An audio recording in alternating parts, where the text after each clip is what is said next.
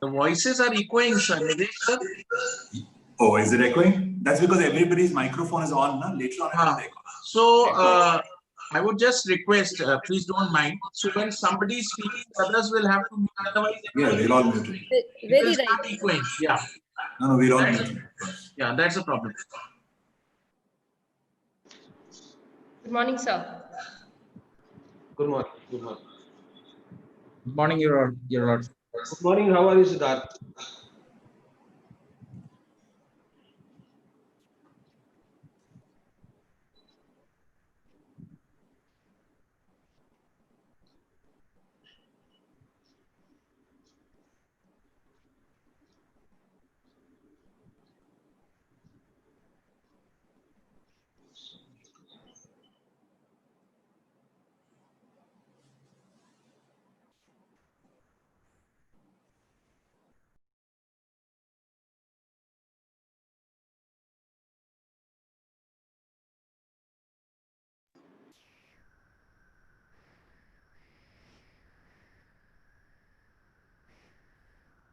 So we are just adjusting the screen and audio settings. We'll be starting in 2 minutes, just 1 or 2 minutes. We're just checking a few things internally.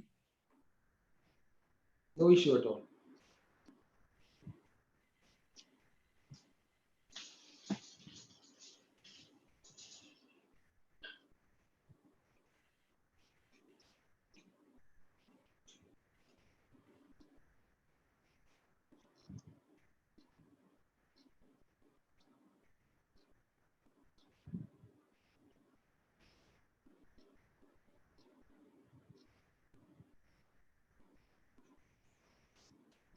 Good morning, sir.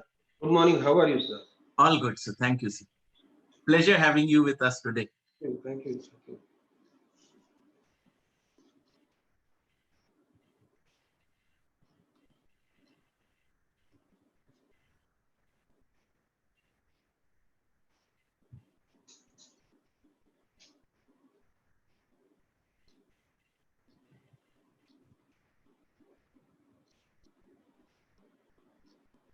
वही से आपको link चला है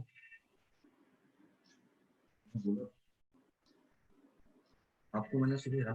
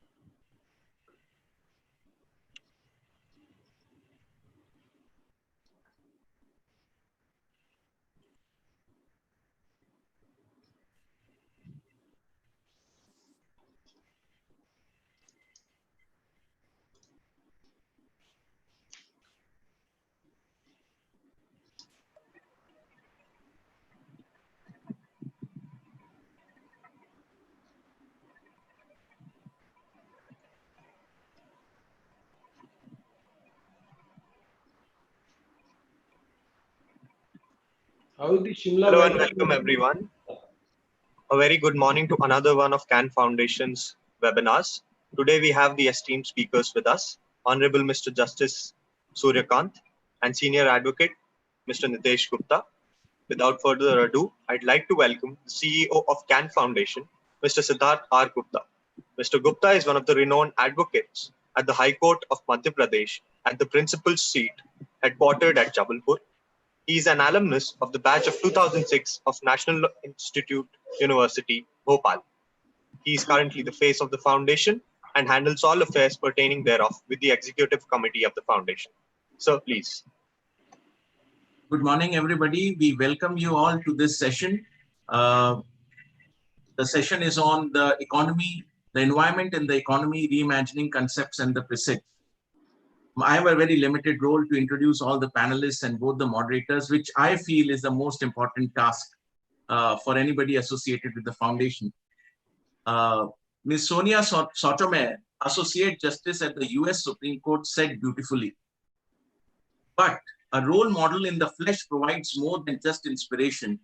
His or her very existence is a confirmation of numerous possibilities. One may have every reason to doubt, saying, Yes, someone like me can do this.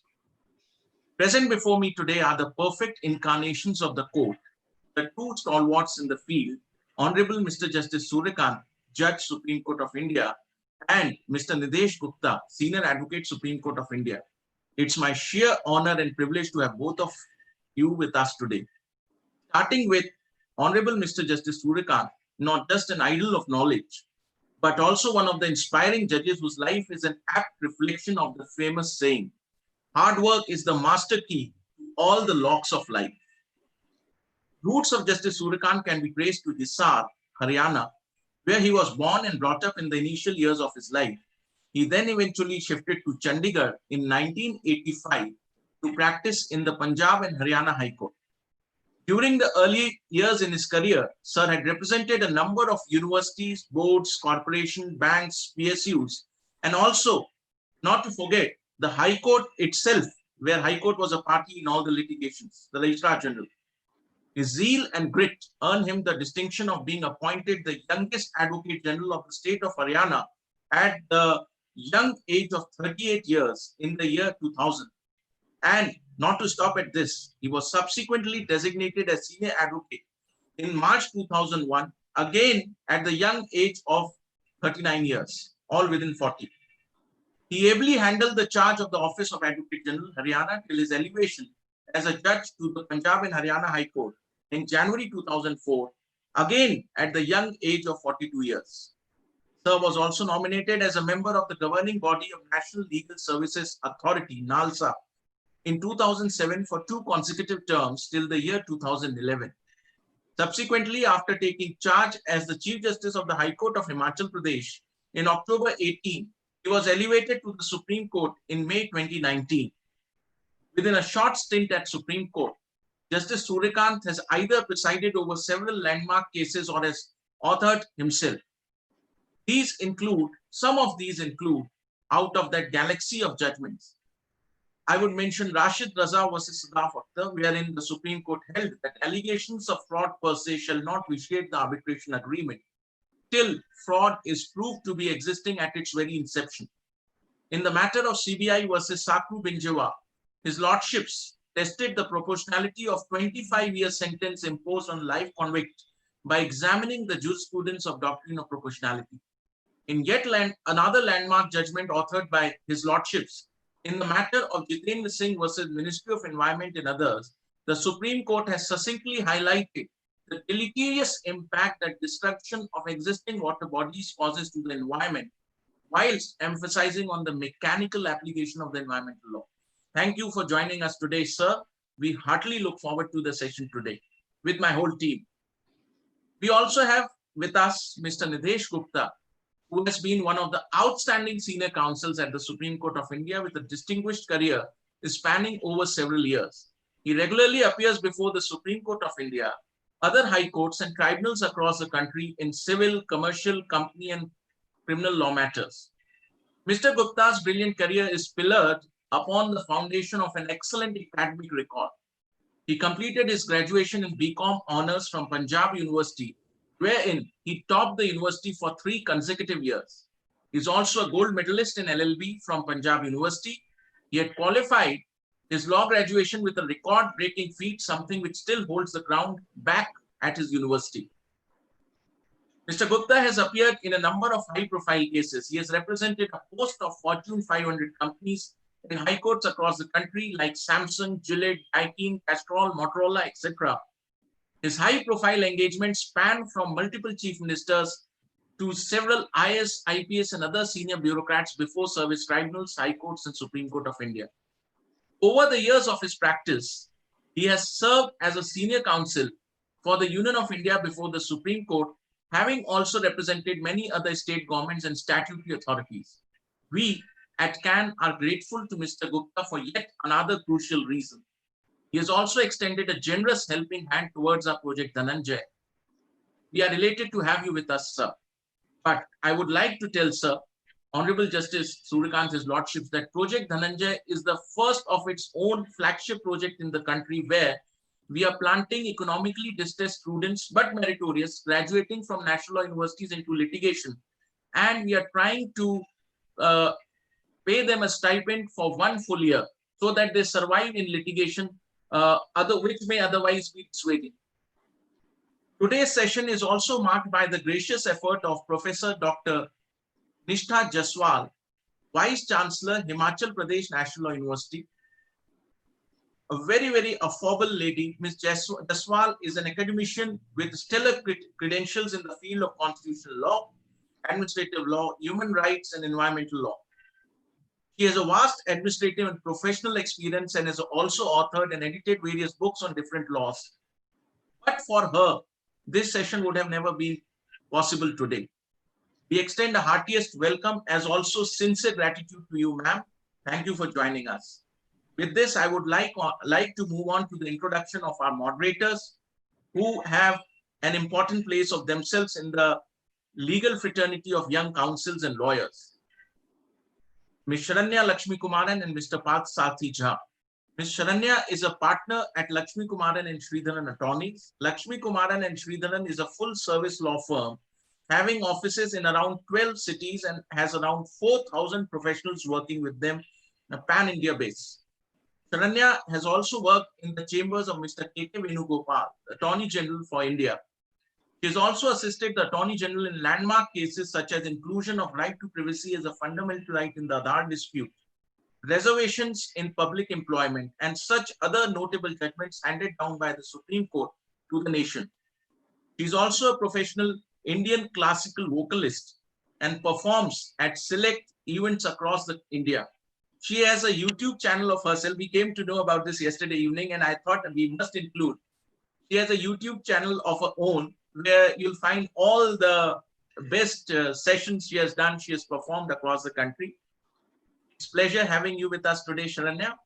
With this, I move on to the co-moderator, Mr. Parth Sathi Jha, our second moderator for the session. Mr. Parth Sathi is an associate partner at Economic Laws Practice, full service law firm in India, having offices in Mumbai, New Delhi, Pune, and various other metros, with over 200 plus qualified professionals working with it. Mr. Parth pursued his master's from Harvard Law School in 2013-14 and specializes in corporate law, mergers, acquisitions, and antitrust law. He routinely advises the Government of India on rights and obligations under the WTO. His practice spans across various industry sectors, including steel, automobile, pharmaceuticals, renewable energy, and petrochemicals. Some of his recent engagements include representing the Government of India in a WTO resolution and advising WTO dispute resolution and advising a major pharmaceutical company before the Competition Commission of India. With this brief introduction, which I feel was necessitated but was time consuming, I would like to move on to a short PPT presentation about the little work this foundation has done within a year of its inception across the country with the help of our magnanimous seniors like Mr. Nidhesh Gupta and Pat, who is one of our patrons, helping the students across all the national universities of the country. Achyut, I would request you to start the presentation, please.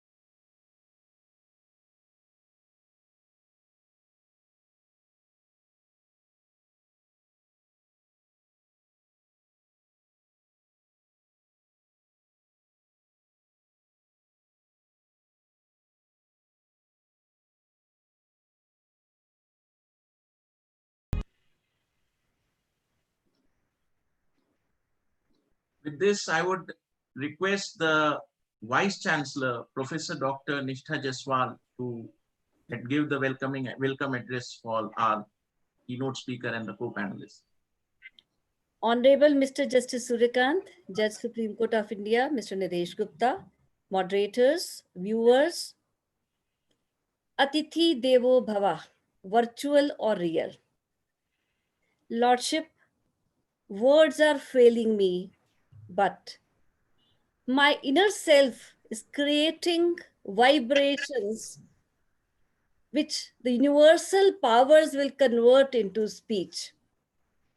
I don't know about the panelists, moderators, and others, how much Hindi they understand, but I'm sure about Honorable Lordship, and I would explain Honorable Lordship in my own words in Hindi. Buddhi Kaushal, Tark व तत्व सम्राट, बुद्धि कौशल तत्व तर्क सम्राट, दूरदर्शिता उज्जवल Smith. आपका अभिनंदन है, मानो न्याय को करना सजीव स्थापित। आपका अभिनंदन है, मानो करना न्याय को सजीव स्थापित। I welcome Honorable Lordship from the deepest core of my heart. And it's my sacred duty, because Lordship had been Chancellor of my university too. At the same time, I have a wonderful relationship with Mr. Nidhesh Gupta, a very sacred relationship. I would love to welcome my own student, again, my own words in Hindi. श्रद्धा से शिक्षा शिक्षक से जो ली, श्रद्धा से शिक्षा शिक्षक से जो ली, तो शीश शिखर पे। श्रद्धा से शिक्षा शिक्षक से जो ली, तो शीश शिखर पे। शीश शिखर का भी, शिक्षक का भी शिखर से ऊंचा, शीश शिक्षक का भी शिखर से ऊंचा, गर्व है सूरज के प्रखर पे। Welcome, Mr. Nidhesh Gupta. In the today's webinar, we are reimagining key concepts and precepts of environment and its relationship with economy. Lordship, we will be stringing the pearls of wisdom delivered by you, and your visionary approach will point towards the future ultimately. With Lordship's permission, I'll just make few observations and submissions. Lordship, meaning of environment is the same before COVID-19, remained the same during COVID-19, and it will remain the same even after COVID-19. Nature is very powerful. In fact, during COVID-19, nature could heal itself, nature could rejuvenate itself. Lordship, economy is a human problem. And if there is any conflict between environment and economy, it is man-made catastrophe. When we refer to the conflict between environment and economy, we are bound to innovate new concepts like green economy or environmental economics. Environment is the protector and developer of our economy. I hope Lordship will agree with me, with your permission, Lordship, that we must make the best efforts that our economy should also be used in such a way as to protect and safeguard the environment. Efforts are endless. Lordship, we started the efforts before we entered this unfortunate COVID-19. I'm referring to 2015 Paris Agreement. And I have trust in God, this will also pass. And we'll cross these barriers of COVID-19 and we will be able to realize our dream of 2030 when we have to achieve the Sustainable Development Goals. Lordship, finally, again, with your permission, I'm going to explain just within the shortest possible time the Sustainable Development Goals. Lordship, again, Meri Swarachit Kavita, which will speak about Sustainable Development Goals. And every goal is covered here, sir. सतत विकास का लक्ष्य है, सतत विकास का लक्ष्य है सभी के सामने, सतत विकास का लक्ष्य है सभी के सामने, न बलिदान देगा पर्यावरण, न बलिदान देगा पर्यावरण, न आर्थिक विकास भी चले हैं थामने. Sustainable development. गरीबी का श्राप मिटेगा, कोई ना भूखा मरेगा. गरीबी का श्राप मिटेगा, कोई ना भूखा मरेगा. अन्न पोषण स्वास्थ्य का दुख न बचपन न जवानी न बुढ़ापा झेलेगा.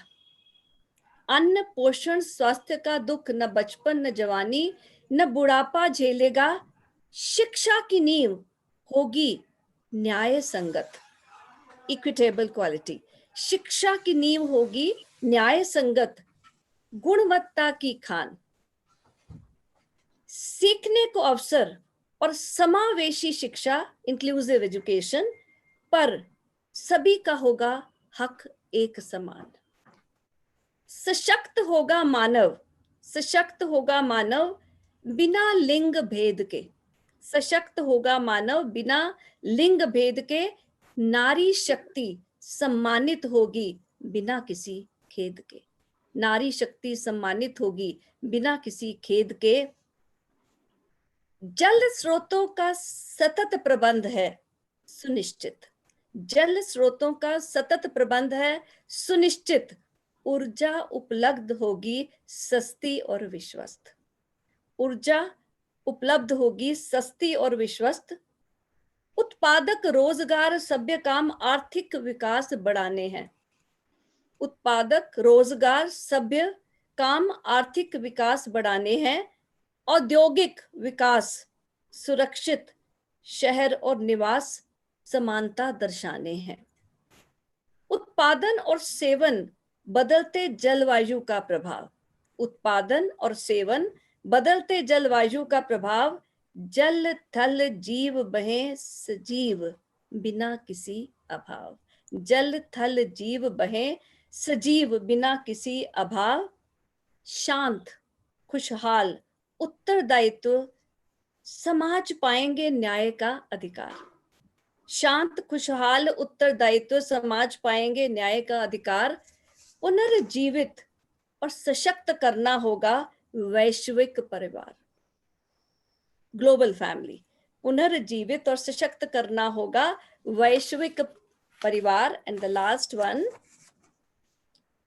17 की गिनती, नंबर इज 17. 17 की गिनती न कर ए बंदे. 17 की गिनती न कर ए बंदे जाएगा हार. 17 की गिनती न कर ए बंदे जाएगा हार. लक्ष्य अनगिनत हैं, लक्ष्य अनगिनत हैं, मगर एक ही है मानवता का आधार. मगर एक ही है मानवता का आधार. Now I want to thank also Lordship for gracing this occasion, of course, virtually. We are waiting that this COVID-19 pandemic crisis are over and we are able to see our Honorable Lordship, former Chancellor of the University, in our university campus. Thank you, Lordship. Thank you.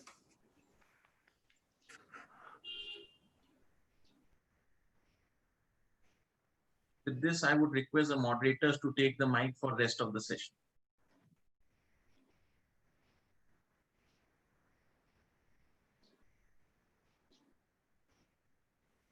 You are on mute, Sharanya. Yes. Thank you, everyone. Parthasarathi and I will be moderating today's session. A very warm welcome to Justice Surya Kant, Mr. Nidhesh Gupta, Professor Nishtha Jaswal, our own in-house Mr. Siddharth Gupta, and everyone watching today's program. We thank everyone for taking time out of their busy schedules. But the topic of today's webinar is such that it is the imminent need of the hour. This is a very important dialogue that we all need to have today. The relationship between the environment and economy, how they are going to balance each other out, how we are going to march ahead in light of the balancing of rights between the economic rights as well as right to life and health, and the earth as we are going to leave for our the next generations. So I would request Parthasarathi to take over and Thanks, Sharanya. Thank you, Siddharth and Can Foundation. Once again, I echo Sharanya's sentiments. Welcome, Honorable Justice Surya Kant. Welcome, Mr. Nidhesh Gupta, sorry. Welcome, Professor Nishtha Jaswal. Fully agree with Sharanya. This topic would not have been more timely, given the unsustainable use of environment, the havocs which we have seen in recent past, and which you continue to see in India. We can open our daily newspapers any day, and the kind of events which we see, that seriously raises a question that where are we headed as a society, as mankind, not only in India and globally. And we thought that this is an opportune time to discuss as we aspire towards with the aspiration to develop economically in next 15 years, with the demographic dividend, all that which we think about, where do we go and how do we go given the environmental challenges which we have. So once again, thank you everyone for joining today. May I now request Honorable Justice Surya Kant to deliver his keynote speech. Thank you. Thank you very much, Mr. Parthasarathi. Mr. Nidhesh Gupta, my co-panelist and senior advocate from the Supreme Court Bar, Professor Dr. Nishtha Jaswal, Vice Chancellor, Himachal Pradesh National Law University, Shimla, Mr. Siddharth Gupta, Chief Executive Officer of the Can Foundation, distinguished moderators, and my dear young participants and viewers. This has rightly been very briefly pointed out by the earlier speakers, including Professor Jaswal, that the issue and cause of sustainable development is an unending debate and is an issue very vital to our country's own balanced development. In this context, I must congratulate Can Foundation for initiating this webinar to discuss the cause of environment and economy. I may take you to slightly and very briefly into the history, as you will all recollect that India has been witnessing 3 decades of phenomenal economic growth. But simultaneously, this prosperity has been accompanied with an increase in pollution and ecological destruction. Not only have we lost large parts of our earlier pristine forests and landscapes to rampant urbanization and mining, but water bodies and rivers are also nothing short of toxic and devoid of aquatic life. The passage of population explosion to have strained our economies and where natural resources like water and minerals. Regardless of such record-breaking pollution of the previous years, it is a cruel irony that the past few months have reported a visible improvement in environmental conditions. Professor Jaswal also pointed out this part. With human life pausing due to the COVID pandemic, viral photos and reports indicate that nature is fighting back. With fauna returning and flora thriving, it is obvious that the pitiable state of global ecology is not a result of our geographical inheritance, but that it is unmistakably human. The past year thus highlights both the destruction and death caused by unchecked human exploitation, as well as the possibility of swift recovery with timely intervention. Keeping this in mind, that today's audience comprises primarily of budding legal minds and recent law graduates, I shall not focus on critiquing the present environment movement, nor will dive deep into the contentious ecological issues. Instead, I will attempt to trace the development in India regarding environmentalism before briefly highlighting contemporary debates with the aim of stimulating a thirst for environmental justice in your pliable mind. Modern environmentalism is a social response to the reverberations of the Industrial Revolution, with the discovery of new resources and the innovation of new technologies for extraction and production. The Industrial Revolution created drastic consequences for the environment in mid-20th century India. Use of chemicals and discharge of industrial effluents began to damage the earlier pristine rivers and water bodies, and the bellowing smoke from factory chimneys and coal plants began polluting the air around us. Compounded by an unprecedented rate of population growth, where, as I'm told, we are procreating one new Australia every year, men soon became victims of their own success. The same machines that initially provided us with an increase in standard of living due to their polluting nature have now become an impediment to a healthy life. It is in this background that the relationship between environmentalism and the Indian Constitution must be understood. The newly independent India had to struggle with poverty, illiteracy, and very low standards of living. Our constitutional fathers, therefore, prioritized goals of poverty alleviation and swift development over the need for environmental preservation. This is duly reflected in the very absence of any mention or concern shown for the environment or its preservation in the original constitution. Even the Constituent Assembly debates do not enlighten any discussion towards environmental preservation or conservation. This was not a conscious rejection of environmentalism, but instead a wise prioritization of national growth and development. The only way to pursue environmental claims during those times was thus to use common law remedies of tort to seek injunction or damages. These were not only ill-defined and cumbersome, but no more than a handful of tort cases could be instituted till the 1970s, owing to strict onus of proof upon the claimant. Fundamentally, such tort-based approaches were not useful in protecting the environment, as they required an aggrieved claimant to establish a link between the infringing activity and some environmental damage which consequently affected their individual interests. Such an approach obviously did not consider the long-term unquantifiable costs to the environment.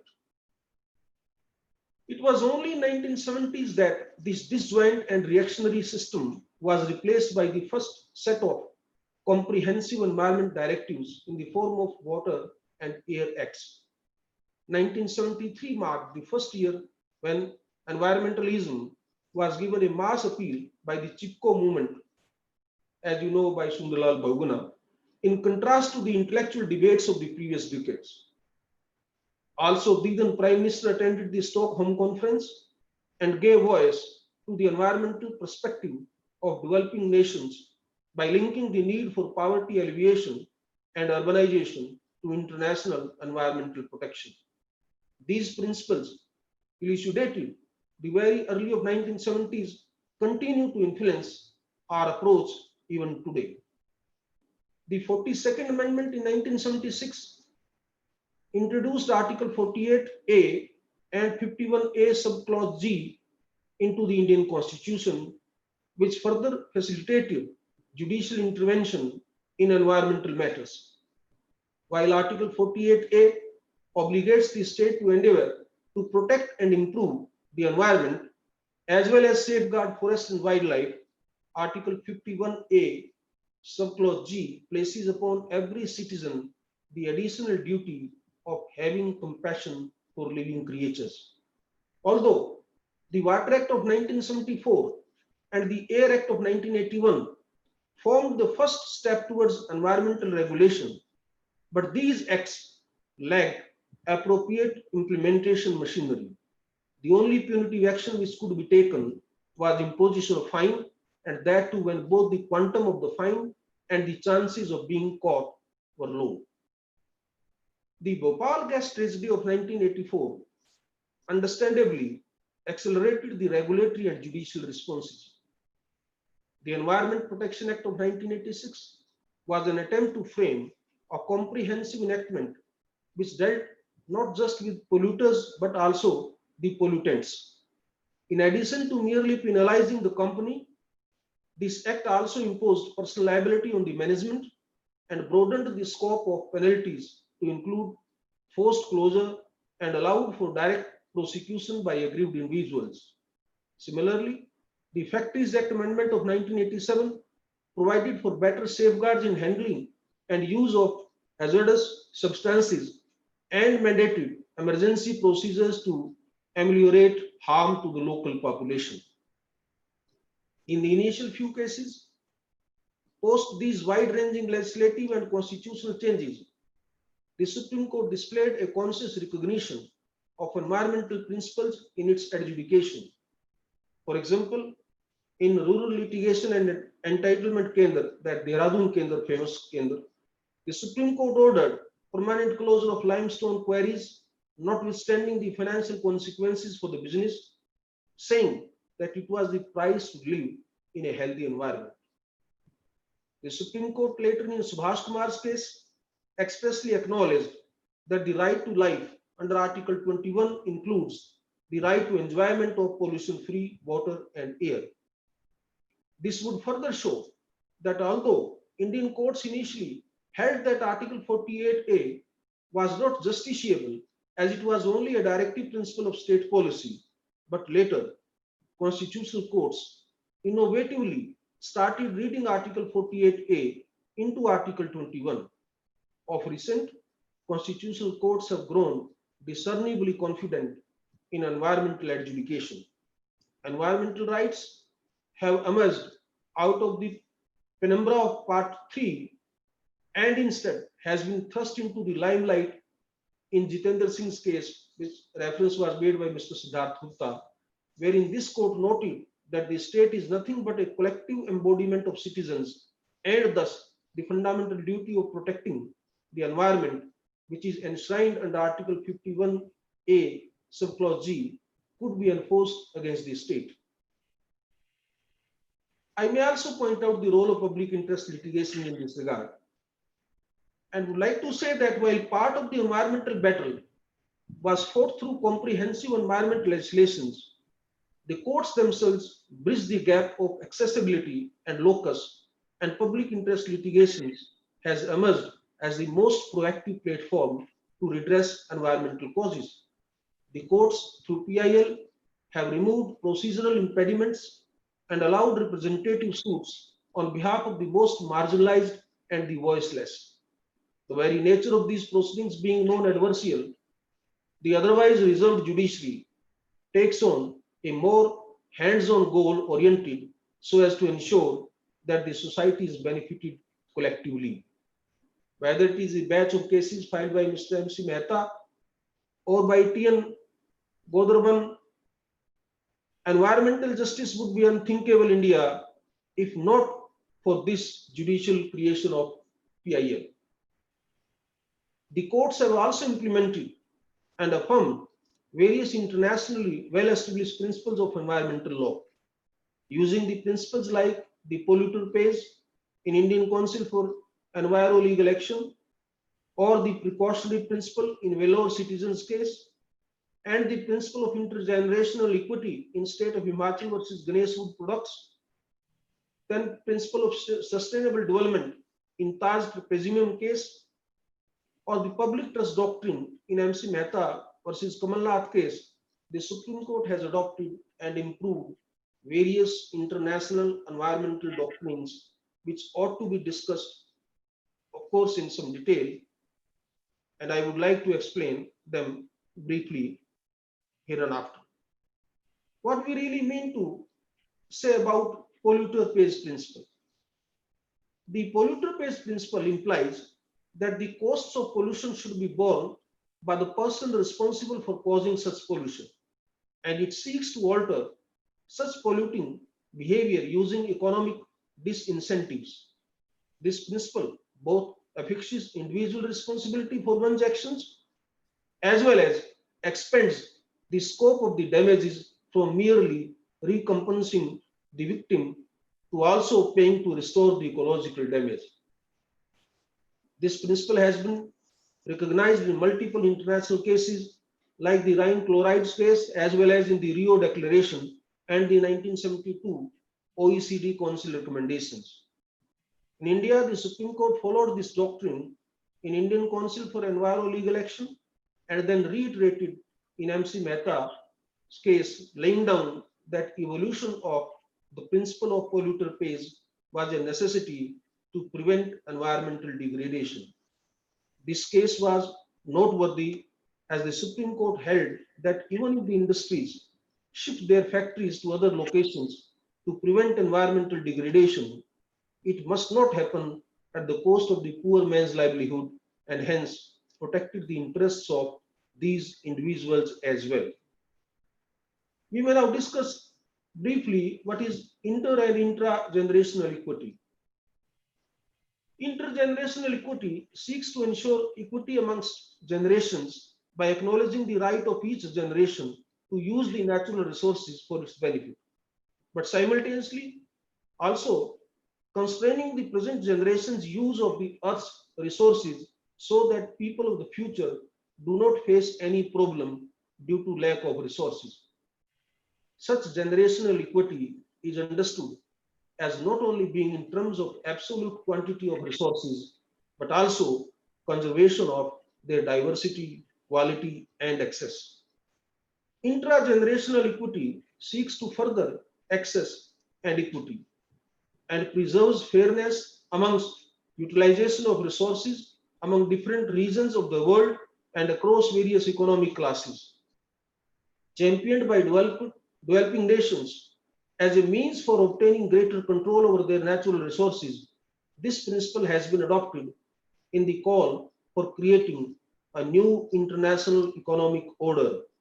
The Rio Declaration, UN Framework Convention on Climate Change, and several other conventions embody major normative expressions of intra-generational equity, such as common differentiated responsibility, equitable sharing, and environmental justice. In India also, it has been judicially recognized in G. Sundarajan's case. I may point out that this issue is being debated from last several decades, and I had an occasion in 2009 to participate in an international conference in Cape Town, and there also I was asked to speak in the valedictory function.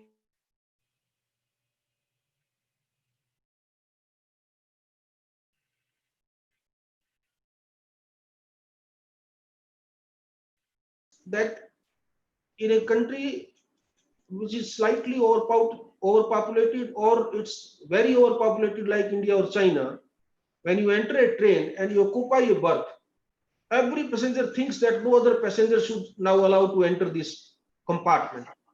And this is what's happening between developed and developing nations. Those who have developed and have maximized the utilization of their resources are intending to impose all kinds of possible restrictions on the developing nations, whereas the developing nations are working hard to liberate themselves from any kind of restrictions to ensure that they can provide all basic amenities to their people. So this struggle or the difference in thought processing will continue, and I'm quite sure that the developing nations, the way they have come out and forcefully on these principles, will succeed in ensuring the sustainable development within their jurisdictional or geographical boundaries. In this regard, I may point out the observations of the Supreme Court in Ganesh Wood Products case, which were quite crucial in understanding this aspect of the matter. There, the Himachal Pradesh government permitted the setting up of kathai factories, which is a product of kher trees and is an ingredient of pan masala products. This resulted in manufacturers from other states where katha manufacturing was banned to migrate to Himachal Pradesh, and thus endangering the number of kher trees in Himachal state. The Supreme Court instructed the government to conduct a fresh survey of the availability of trees, since the government figures were based upon a survey carried out in 1992. In answering the question of availability of resources, the court made very important observations, and the last line of the penalty made paragraph I am reading, and the Supreme Court says, I quote, after all, the present generation has no right to deplete all the existing forests and leave nothing for the next and future generations. Adverting to public trust doctrine, I may point out that it shapes the relationship and the duty of the state towards public resources. Emanating from common law ownership of commons and waters by the sovereign, it compels responsible decisions making by state instrumentalities and fosters a sense of collective responsibility. The Supreme Court has deduced this doctrine from various sources such as the common law and Article 21 of the Constitution, read with Article 39 in Part 4 of the Constitution, which provides for equitable distribution of material resources. This doctrine was first invoked in 1995 in MC Mehta versus Kamalnath case, wherein it was held that the public trust doctrine was a part of common law and hence was law of the land. In Fomento Resorts and Hotels case, the Supreme Court reiterated that natural resources are common properties held by the state as a trustee on behalf of the people, especially the future generations. Therefore, the state could not transfer public trust properties to a private party if such a transfer were to interfere with the access rights of the public.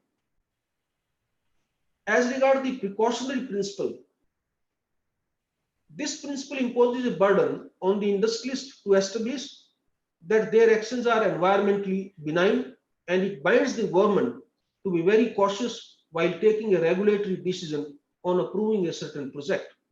This principle acknowledges the dynamicity of environmental science and the irreversibility of ecological harms. It has been internationally acknowledged since the early 1980s through the Vienna Convention on Ozone Layer and the UN Framework Convention on Climate Change. In the domestic context, in 1996, Justice Kuldeep Singh, speaking on behalf of the Supreme Court in Vellore Citizens case,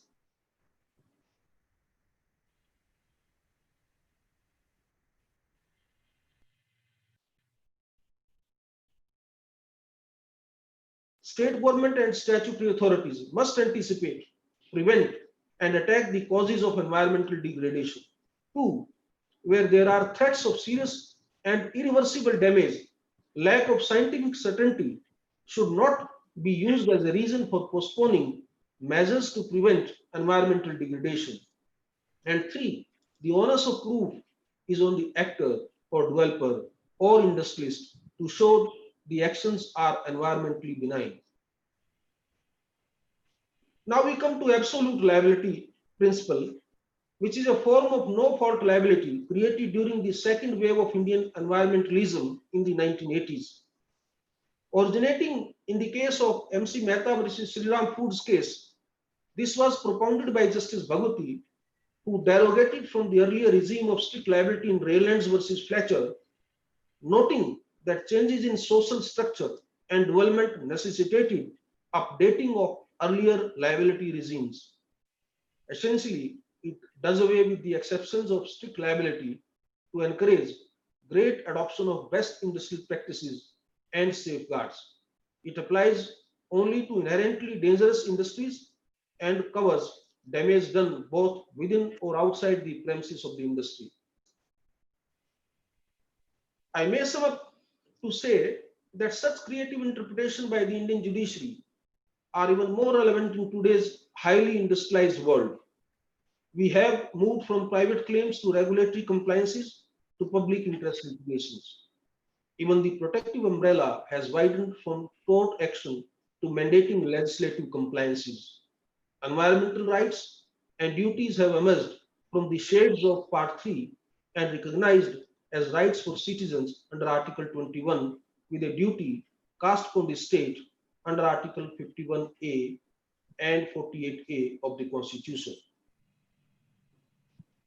In this process, we have come out with some alternative forms also for the purpose of protection of environment, and the National Green Tribunal was definitely set up as a legislative avenue for environmental damage claims and enforcement of environmental rights.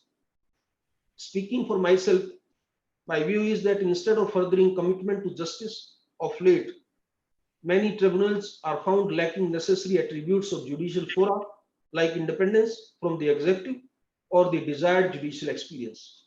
There is also an issue of accessibility. Initially, an aggrieved individual could approach the High Court of the state where the environmental issues occurs, but now they are being compelled to approach one of the 5 benches of the NGT, which might not be there in their home state. Therefore, there is a lot of geographical and financial handicap to the people to come forward with the complaints regarding violation of environmental issues. It therefore requires introspection.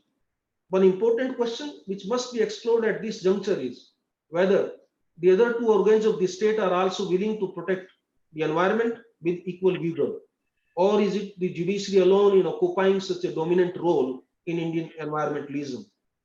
It is the tragedy of the commons that the Indian population has not cared much about sustainability and pollution.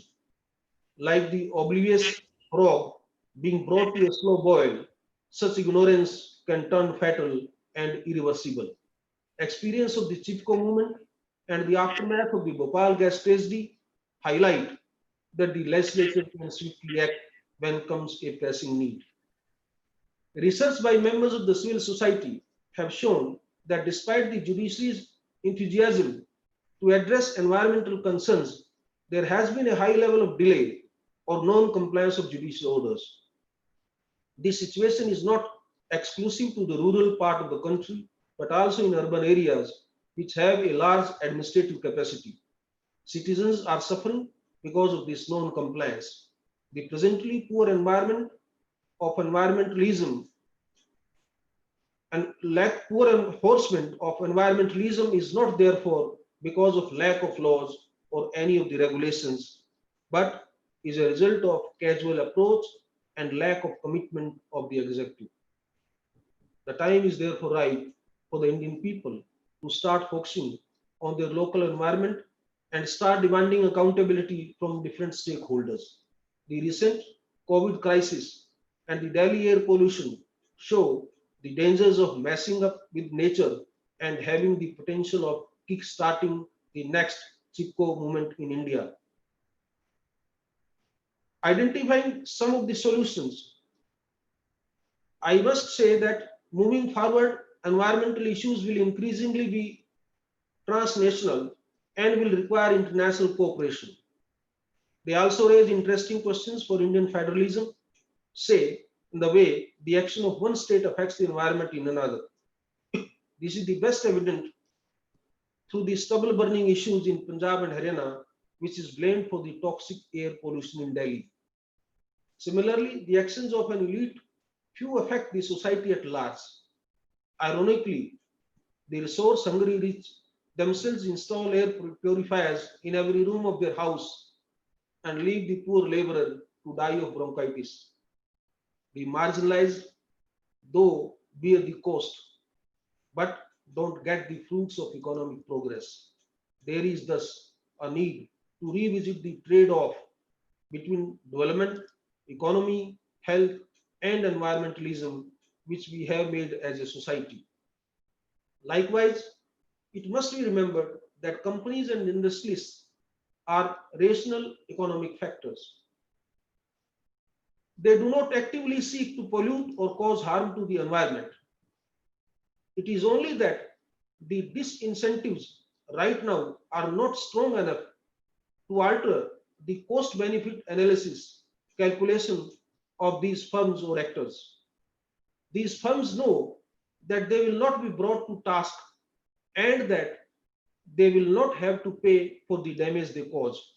As the society collectively bears the burn, they do not seek technological improvements which could reduce pollution at source. At the same time, blanket criminalization of every environmental wrong too is not an effective solution. Such criminalizing of routine human activities risks turning the poor farmer into an environmental villain and puts small cottage industries at risk of shutdown.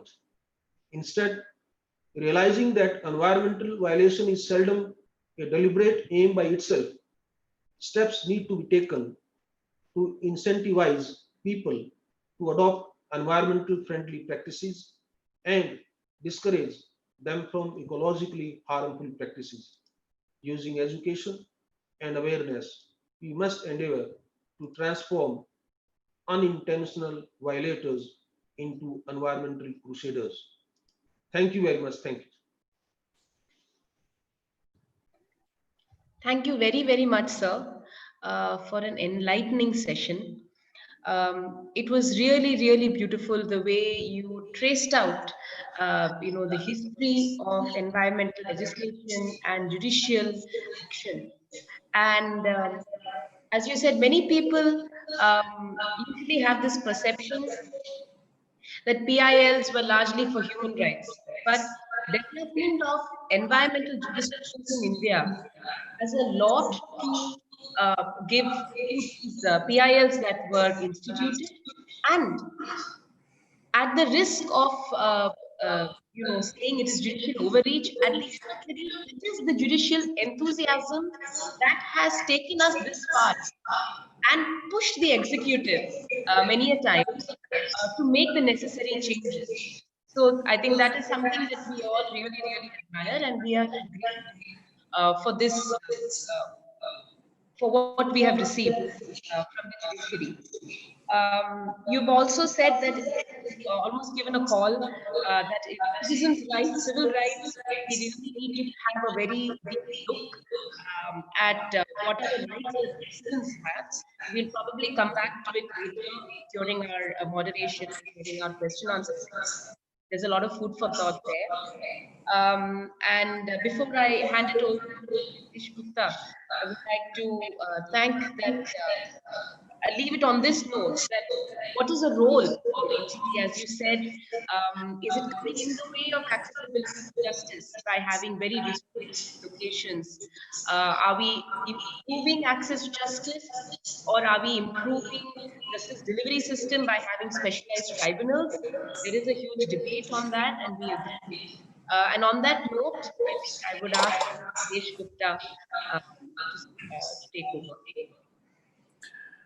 I'm sorry to interrupt, sir. I would just like others to mute your mic because the voice starts echoing. Others may please mute their mic.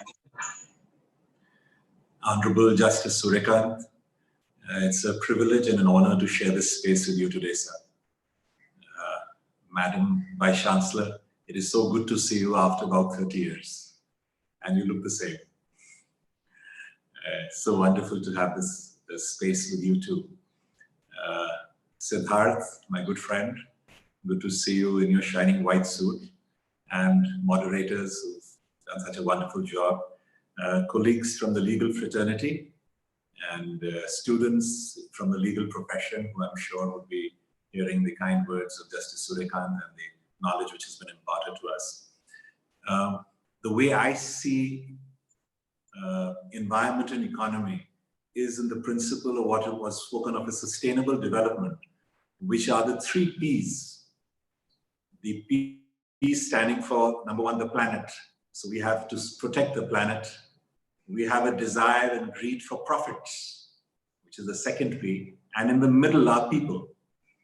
So there is a desire for development as a motive for which you have profits. There is a need to sustain, because of which the planet is important. So we need to sustain the planet. We want more profits, and human beings, people are in the middle. So we have planet, we have the planet, we have people, and we have profits. And unfortunately, for short-term benefits, the long-term damage to the environment is being caused on a regular basis. It's visible to us all the time. If we see in our city, for example, in our country, I read not so long ago that 14 of the 15 most polluted cities in the world are in our country. Some time back, Paris had the PM 2.5 was 70, and an emergency was declared. In Delhi, we celebrate when it's 70. In Delhi, we celebrate if the PM 2.5 level is at 70. 2 days back, the Times of India published an article speaking about how 9.5 years of our lives are lost, people who live in Delhi, because of pollution. It is said that when we cut trees, the cost, the profit that we make from cutting that tree is a fraction of the cost that we actually pay on account of cutting of that tree. I mean, when we drive from, say, Chandigarh to Himachal Pradesh, we see this highway which has been built. And on the side, we see when those trees are cut. Yes, you need that development, but when the trees are cut, we have landslides. So you put up those brick stone walls on the side, and in the next rainy season, they also fall. So you have removed 10 trees, you've made a few thousand rupees, but the cost to actual cost incurred for that is far more. The same principle is valid internationally. When I was invited to speak for this, I tried to find some figures, and it is shocking. We find that in the world, we have more than 30 million acres of forest which are cut down every year. 40% of what is cut is used for paper. 40% of commercial cutting is for paper. Paper is a product which from the very beginning, it starts with the cutting of trees, and it ends either in a landfill where it creates methane or is burnt. So from the beginning to the end, it causes pollution. I was shocked to read that 7 billion kilometers of toilet paper has been already used this year. 7 billion kilometers of toilet paper. That's about a kilometer per person. And the cost of that, what happens to that paper? What happens to the plastic? I was reading 8 million tons of plastic pollution enters the ocean every year.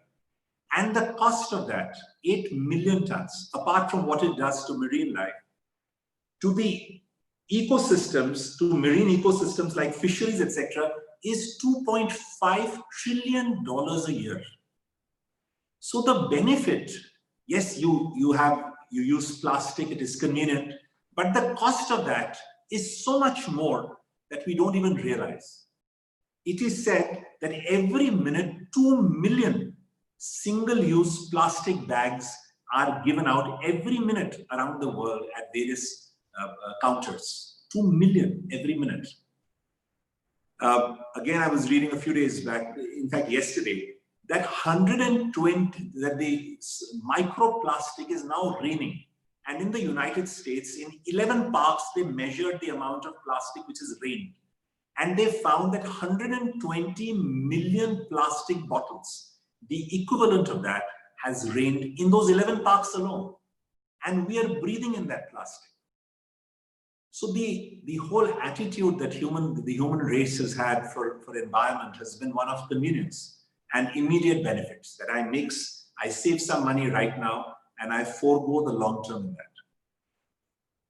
I would dare say that if it were not for the Supreme Court of India, our country would not be a livable place. And I would demonstrate during the course of this time how the executive, and I echo the words of Honorable Justice Surya Kant, what he said, and how the executive has completely failed us in this. Completely. I'm going to show that, how they are violating every principle laid down by the Supreme Court year after year. Now let us see. Let me take you first. I had occasion to deal with some of these cases, so I'm well conversant with some aspects of this. In 2006, I'm not going back too far in time. We have the 1994 notification, but I'm not going to go into that. These are called the Environment Impact Assessment notifications. We have the 2021, which I'm going to address in detail in a little while. But let's go to 2006. This notification is one which has been praised and recognized by the Supreme Court. I'm going to point out how, in which judgment in a moment. This notification required, one, a prior environmental clearance. It had in its purview an environment impact assessment, where in advance you assess the impact which a particular activity is going to have. It had detailed forms, a Form 1, a Form 1A, which ran into 15 to 20 pages. These forms would require you to give elaborate details of your project, what is going to happen with that project, what is the effect on environment, what is the impact on different, the Water Act, the Air Act, etc., the Environment Protection Act, what is the impact this is going to have. Now these protections which were there, and a series of others, a very voluminous document, this was sought to be done away with after some time. Before doing so, for example, under building construction, anything more than 20,000 square meters required in environment impact assessment, required all these clearances to be seen, detailed forms to be filled, detailed information to be furnished.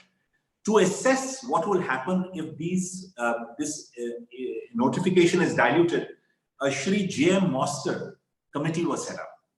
The committee went into the matter in detail and gave a very strong recommendation not to increase the threshold limit of 20,000 to 50,000. And I'm going to read one paragraph from this committee.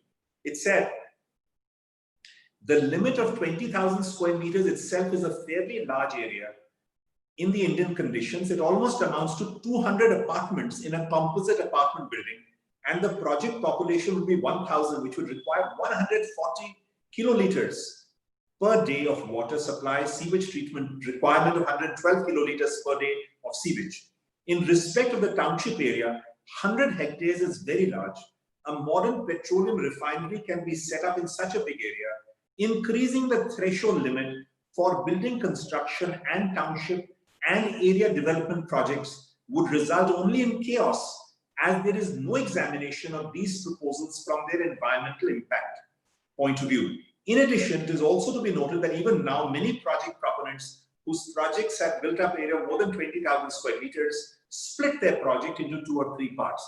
So the committee set up by the government unequivocally rejected a proposal to increase the limit from 20 to 50. Not satisfied, a second committee is set up under Dr. K. Kasturirangan. Again, the same report is given. In spite of that, in spite of these committees, in 2016, a notification is issued on the 9th of December 2016, completely diluting these protections. All these protections are completely diluted. The prior environmental aspect is assessment impact is sought to be diluted. The detailed forms required to be filled up are diluted. Ex post facto sanction is sought to be given. Various things are done to dilute this notification. The matter is taken to the NGT. Justice Swatantra Kumar, as his lordship then was, in a very detailed, elaborate judgment, highlights why this notification cannot be sustained. And he said 4 or 5 things. One, he introduced in India the doctrine of non-regression, which was being followed in other countries earlier. And I'll read one paragraph from his judgment. He said, the applicants have rightly placed reliance on the principle of non-regression. Under the international law, the doctrine of non-regression is an accepted norm It is founded on the idea of environmental law should not be modified to the detriment of the environmental protection. This principle needs to be brought into play because today's environmental law is facing a number of threats, such as deregulation, a movement to simplify, and at the same time diminish environmental legislation, perceived as too complex, and an economic climate which favors development at the expense of protection of the environment. So non-regression was brought in, and he also pointed out various other factors.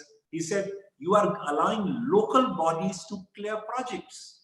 These local bodies have no expertise at all. A village panchayat or a gram panchayat has no expertise in this.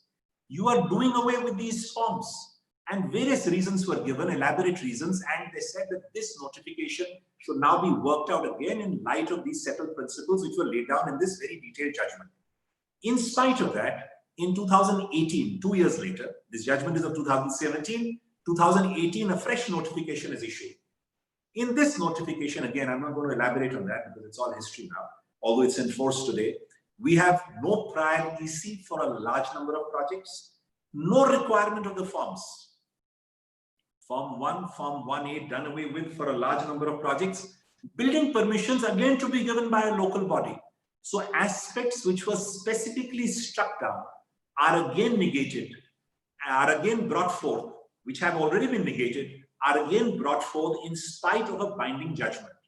Now this matter is carried to the Delhi High Court, and the Delhi High Court grants a stay. Justice G.S. Sistani, as his lordship then was, I have occasion to appear in this matter, and granted a stay of this notification. An application is moved by the Government of India wanting vacation of stay, not granted, and the matter is posted for arguments. And of course, we have COVID, etc.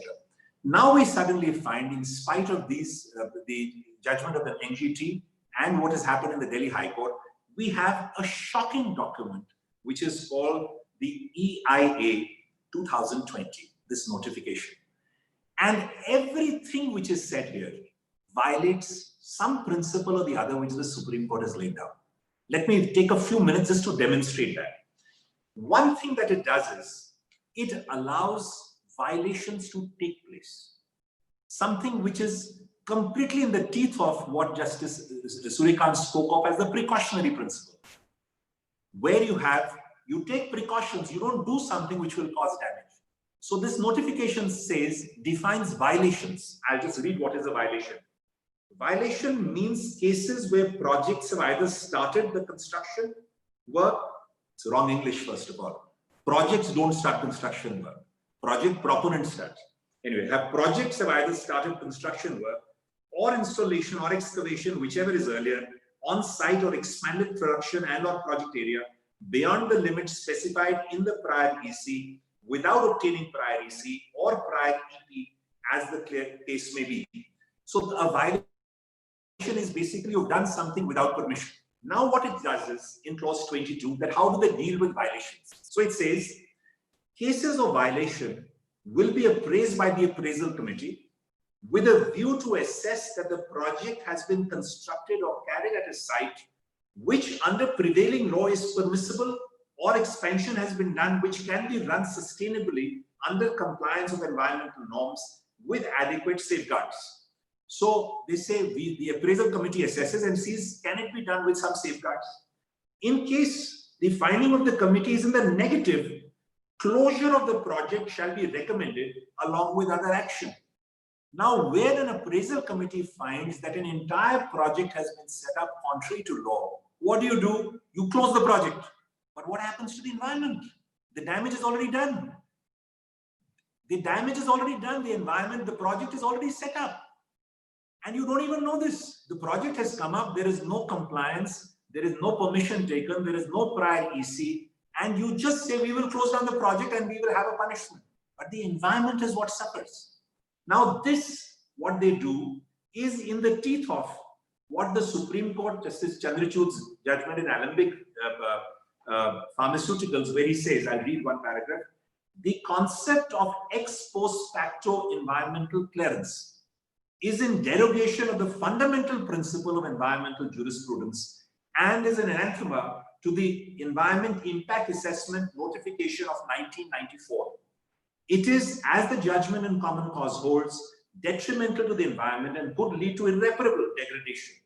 The reason why a retrospective environmental clearance or an ex post facto clearance is alien to environmental jurisprudence is that before issuance of an EC, the statutory notification warrants a careful application of mind, besides a study into the likely consequences of a proposed activity on the environment. An EC can be issued only after various stages of decision-making process have been completed. Requirements such as conducting a public hearing, screening, scoping, and appraisal are components of the decision-making process which ensure that likely impacts of industrial activity or on the expansion of an existing industrial activity are considered in the decision-making calculus. Allowing for an ex post facto clearance would essentially condone the operation of industrial activities without the grant of an environmental clearance. In the absence of an environmental clearance, there would be no condition that would safeguard the environment. Moreover, if the environment clearance was to be ultimately refused, irreparable harm would have been caused to the environment. In either view of the matter, environment law cannot countenance the notion of an ex post facto clearance.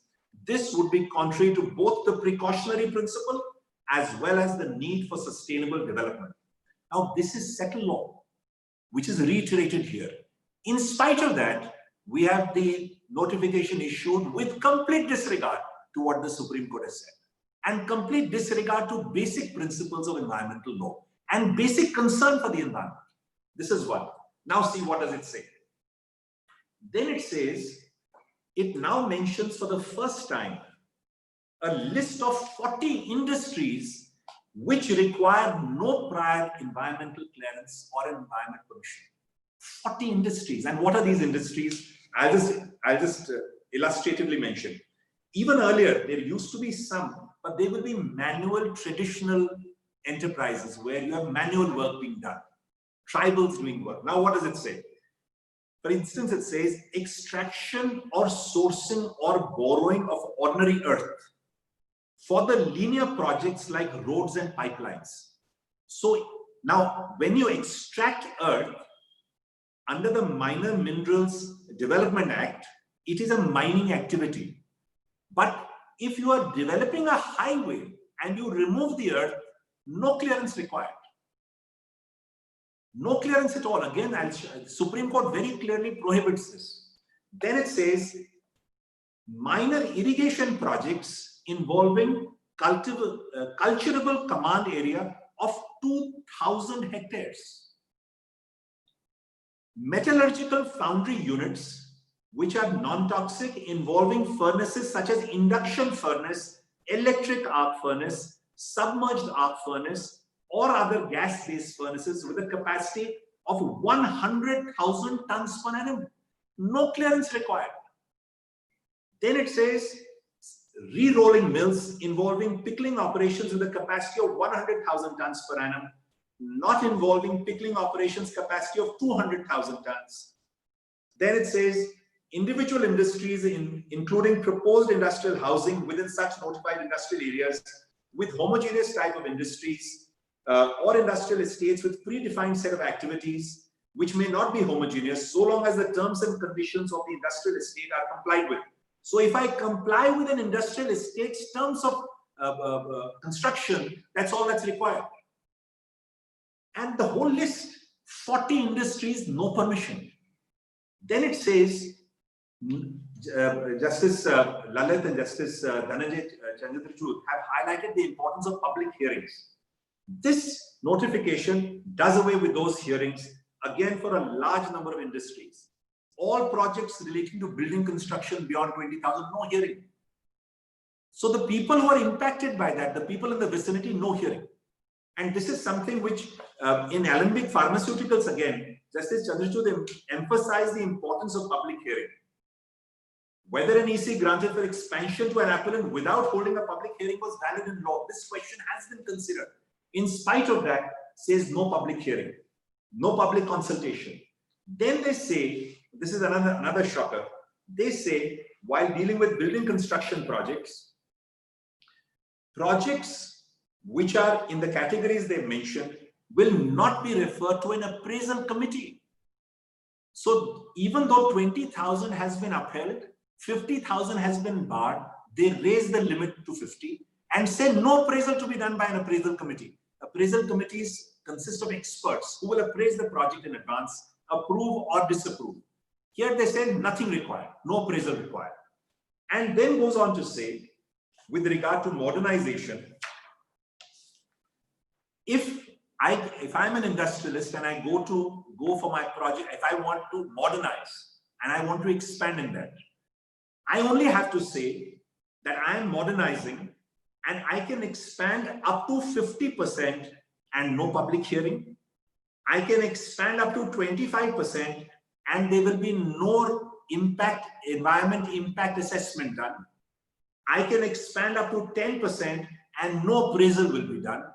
So all kinds of so-called modernization under the garb of modernization are allowed with no hearing, with no permissions required. Now this aspect again is completely contrary to what the Supreme Court has already said in Peace Law. I'll read one paragraph, one part of the paragraph. It says, in a case where the text of the provisions requires interpretation, this court must adopt an interpretation which is in consonance with the object and purpose of the legislation or delegated legislation as a whole. The environment impact assessment notification was adopted with the intention of restricting new projects and expansion of new projects until the environment impact could be evaluated and understood. It cannot be disputed that as the size of the project increases, so does the magnitude of the project's environmental aspect. This court cannot interpret an interpretation of the EIA notification which would permit incrementally or otherwise project proponents to increase construction area of a project without any oversight from the expert appraisal committee or the SEAC. Settled law, again they say no appraisal required if you are up to 10%, no hearing if you are up to 50%, and no environmental impact assessment up to 25%. Completely ignoring Supreme Court on this. So at every stage, now if we take for example, let's see another aspect, let's see mining. What does the 2020 notification do? This notification says it divides what was stipulated by the Supreme Court that you should have mining for 5 hectares, and had also said that in case you have any area which is less than 5 hectares which is going to be mined, Supreme Court said in Deepak Kumar, I'll just read one line. In the meanwhile, we order that leases of minor minerals, including the renewal for an area of less than 5 hectares, be granted by the state union territories only after getting environment clearance from the MOEF. So you need environment clearance before you can set up anything less than 5 hectares, because the Supreme Court found that to violate the 5 hectare norm, one person will go in 2 names and set up 3+3. So they said, no, even for 3 you need clearance. Now this 2020 notification removes that requirement for 0 to 2, and for 2 to 5, no environment impact assessment, only an EC is required. Again, completely ignoring what the Supreme Court has said. Now, this doctrine of non-regression. So, insofar as this notification is concerned, every aspect of it, as I see it, and I can actually point out 10 more, but I only so much time and I don't want to just dwell on one aspect. But every aspect of it violates settled law laid down by the Supreme Court. Now, non-regression is in fact, I feel, statutorily recognized under Section 3 of the Environment Protection Act. This says, subject to provisions of this Act, the central government shall have the power to take all such measures as it deems necessary or expedient for the purpose of protecting and improving the quality of environment and preventing, controlling and abating environmental pollution. So 2 aspects. You can only act under this, under Section 3, and all these notifications are under Section 3 for 2 things. 1, for the purpose of protecting and improving the quality of environment and preventing, controlling and abating environmental pollution. Simple question is, if you have to you can act only to improve the environment or to protect any harm to the environment, how can you reduce the mandate set up by an earlier notification? That's the doctrine of non-regression. You can't regress. You have to progress environmentally. How can you say, no, we will not have this we will not have this, you don't need this permission, you don't need to do ABC procedures, you don't need to give this information. It is completely regressive. It is not permissible under the Act. Now, these forms which I mentioned have been recognized by the Supreme Court, have been appreciated. The 2006 forms, the Supreme Court says very clearly that this notification embodies the notion that development agenda of the nation must be carried out in compliance with norms stipulated for the protection of the environment and its complexities. It serves as a balance between development and protection of the environment. There is no trade-off between the two. Protection of the environment is an essential facet of development, cannot be reduced to a technical formula. And they go on to emphasize the importance of the 2006 notification, and they say information furnished in Form 1 is crucial to the preparation of TUR by the Environmental Impact Assessment, by the Environment Appraisal Committee. The EAC comprises of experts. It is constituted, among other reasons, for specific purpose of assessing the information furnished in Form 1. Yet, this form and the information required is now completely negated by 2020. This is insofar as this is concerned. So this is the disdainful attitude of the concerned officials. I personally feel they are completely in contempt. On every aspect, whoever has prepared it and notified is in contempt of what the Supreme Court has mandated on all these fronts. Now let us see. Of course, there's, and just one small part, the NGT found in Sandeep Mittal's case that after all this is done, all these illegalities are done, I'll just read from the order. On due consideration of status of monitoring, we find the same to be highly inadequate. There is no monitoring to the extent of 92% of category B projects and 33% of category A. Now the NGT has arrived at this on the basis of data given by the Union of India, that 92% of projects B are not monitored. Now imagine if you are going to give ex post facto clearance, you set up a project, he's doing everything he wants, he's making his profits, and nobody's even monitoring. Where are we going to get this monitoring mechanism overnight? 92% there is no monitoring. It is only going to increase corruption. Then we see, now coming to a separate issue on the corporate environment responsibility. Now, this aspect with the amendment in the Companies Act 2013, where they've introduced the requirement of corporate social responsibility and now the corporate environment responsibility, this is now part of an obligation which every company has to meet. Before I come to that, I just want to point out one aspect which His Lordship also touched upon as far as the NGT is concerned. We find against the NCLT, we have access to the NCLAT. Against orders passed by so many other tribunals, we have appellate remedies. In L. Chandrakumar, the Supreme Court, while dealing with the administrative tribunals, pointed out that the rights, that the access under Article 226 and Article 32 to the High Courts and to the Supreme Court is a part of the basic structure doctrine, and therefore struck down certain parts which were violating that. And I'll just read one part. We therefore hold that the power of judicial review over legislative action vested in the High Court under 226 of the, and in this court under 32 is an integral, essential feature of the Constitution, constituting part of its basic structure. Ordinarily, therefore, the power of High Courts and the Supreme Court to test constitutional validity of legislation can never be ousted or excluded. And then they go on to elaborate and say why, they give detailed reasons. And then they come to Article 323A in view of the reasoning adopted by us.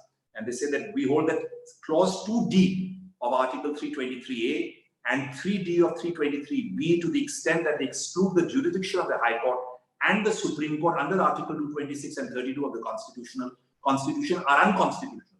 Now, having said that, I wonder why the same principle should not apply to challenge to orders of the NGT.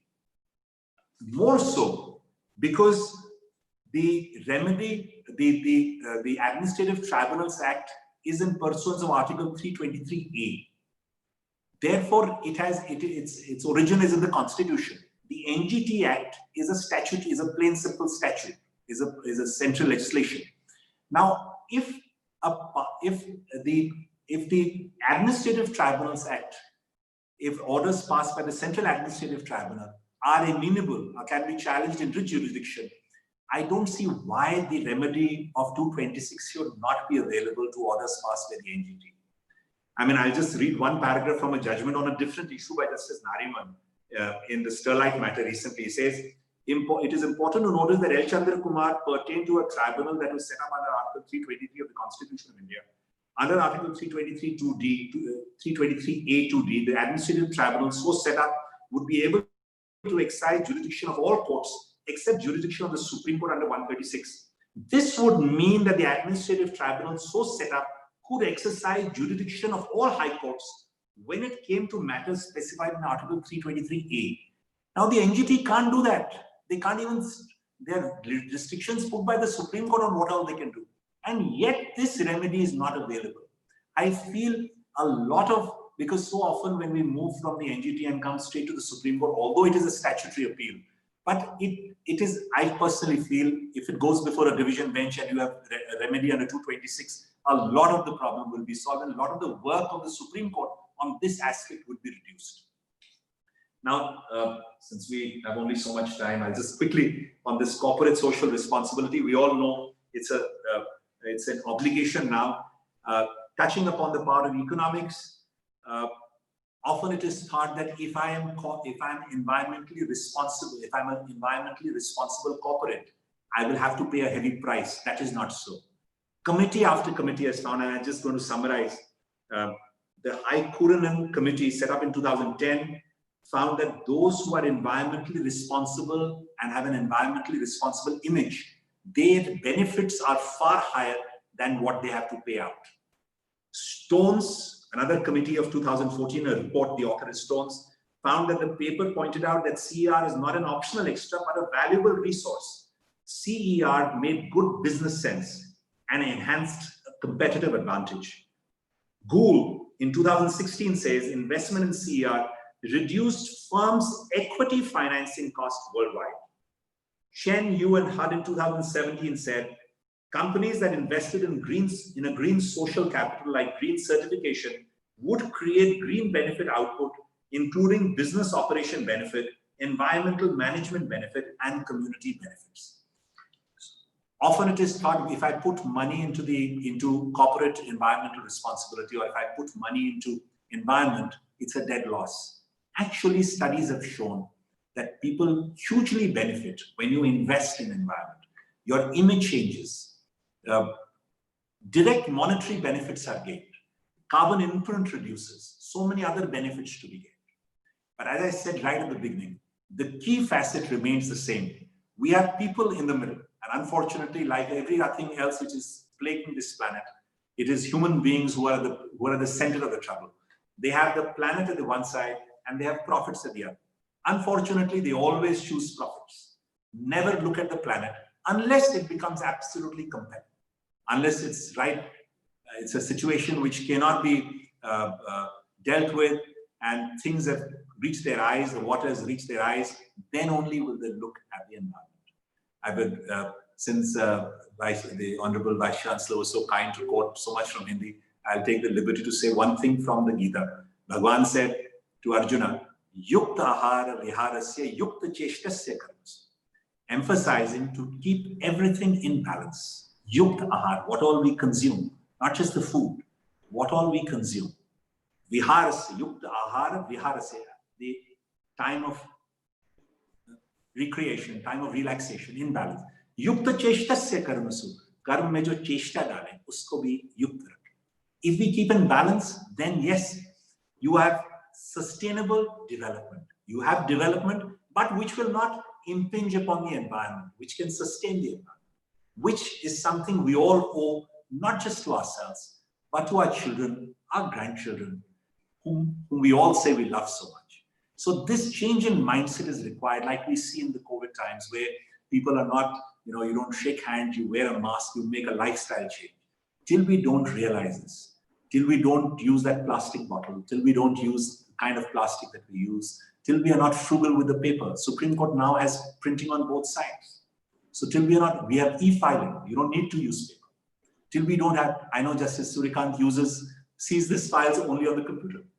So till we don't become more computer savvy, until we don't make this change a part of my life, we will not see a change. As I said at the outset, it's a privilege and an honor to share this space with Honorable Justice Surya Kant and to be with all of you. Thank you so much.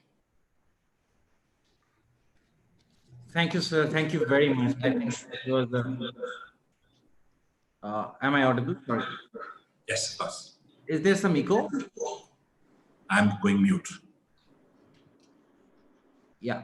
Thank you. Thank you so much, sir. I think you touched on a number of points, and I'm sure it has challenged everybody's intellectual process right now. I'm sure it has challenged Sarania's intellectual process, and there are so many attendees. Given that we have limited time, I will quickly summarize it. Like you started with planet, profit, and people, and you ended with that. And I surely see that planet and people, even though people are at the center, planet and people are at perhaps one end of the spectrum, and profit, somehow they have, we have thought that it is antithetical to this, and how we should actually align it, that our profits are actually aligned with people's lives, people's goals, and of course, protection of our planet. It also weaves in what Professor Jaswal said at the very beginning, that environment is the protector of our economy, and it perfectly weaves in there. You made a lot of remarks on some astounding figures which we just heard, and these figures, of course, are troublesome. It gets us to thinking that what exactly we are doing. The numbers which you threw at us with respect to the amount of plastic which we are throwing in the ocean, the entire 7 billion kilometers of almost toilet papers which you talked about. You also talked about, again, everything gels so well. You talked about our short-termism in human behavior, that just for some minor profits in short term, we forget the long-term impacts of our actions or missions.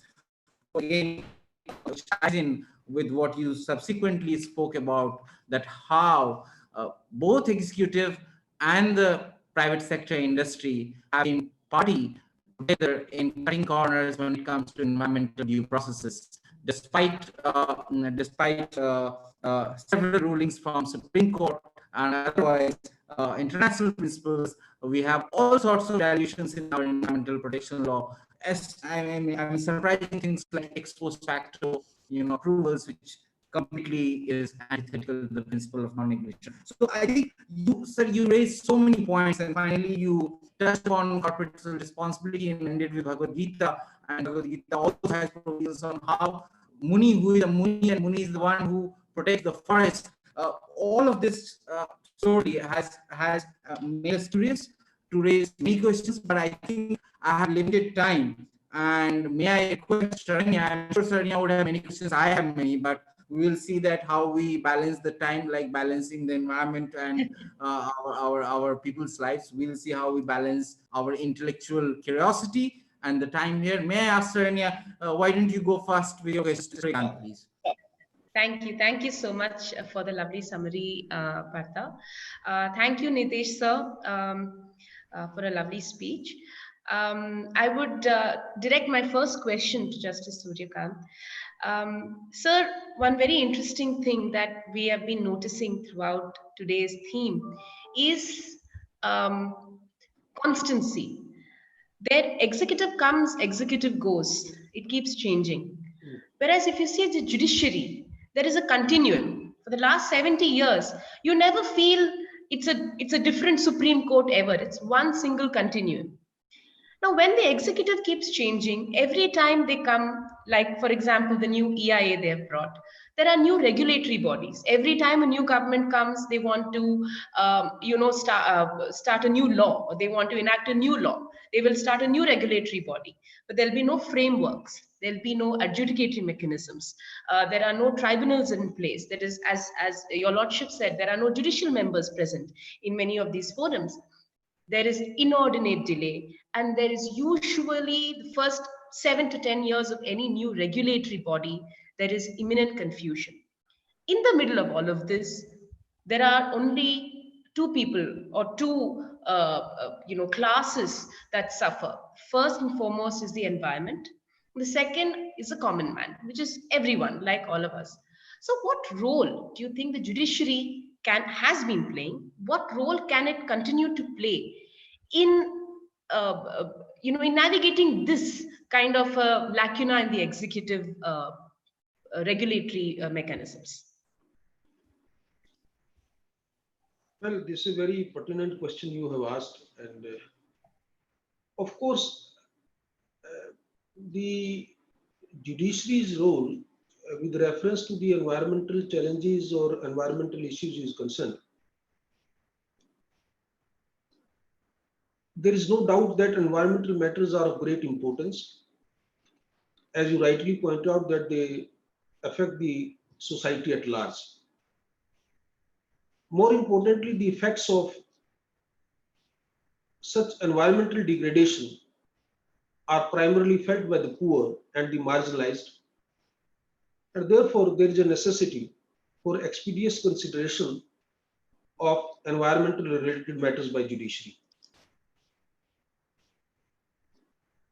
You know the concept of forest benches at the Supreme Court.